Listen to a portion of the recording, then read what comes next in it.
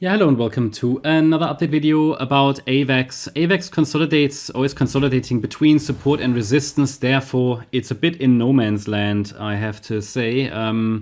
Moving here basically between this 38.2 retracement and the, well, between both 38.2 retracements. One is of our support area, $30.48, but the support area obviously stretches lower for this wave 2 or B wave pullback, okay, which started here around the 17th of March. So the idea is that it's either an A wave to the upside or a wave 1, and the pullback is either a wave B or 2. So that's both possible. Alternatively, it stretches into a larger correction. As long as it's holding the $13.40 level, there is still space.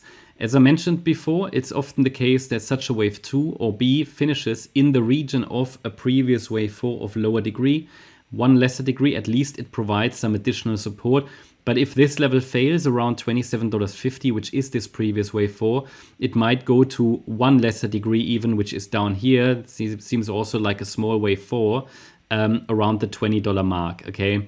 But these are not rules, they are just guidelines. I mean, they are previous swing lows that can provide additional support. And I think at the moment it's just about watching for a reaction to the support area. That reaction needs to be in 5 waves. We need to see an impulse ideally, or a leading diagonal with a break, coupled with a break above initial resistance. The initial resistance area is defined between the 38.2 retracement there on the micro level and the 50% retracement of the last decline. It's between $38.94 and $42.15 as mentioned before. So as long as we stay below that resistance area, I haven't got any indication that a low is in place. So we just have to be patient and let the market give us that signal. Looking at the 1 hour time frame, it is possible that a low is in place. However, I have to say, it is possible that we stretch out a little lower. I mean, not entirely sure if I can count all of this as a wave 1, or if it's an ABC in wave 1, so we're dealing with a diagonal, then this would be a wave 2. Then this here could be, yeah, I mean, this could be the 3rd, this might be the 4th and the 5th, but we'll see how it subdivides. There are plenty of other options, for example, and that's what I've done for many other coins.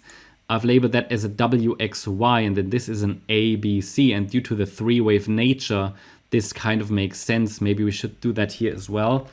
I will explain as I do it. So first of all, the idea would be that this could be a wave WX. We have a very long Y wave.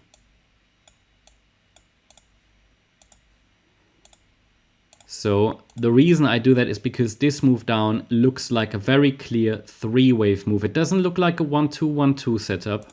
It looks more like a 3-wave move. So it could very well be an A wave. Then this move up would be the B wave, and this is the C wave. Now the C wave then, technically speaking, it's got enough waves to be completed. But you can never rule out one more extension. And I can't rule it out as long as we stay below resistance. So hopefully that's clear. And the resistance area is $42.15 to $38.94. I mean, I could even say maybe I should just measure this, but even then we didn't break above resistance.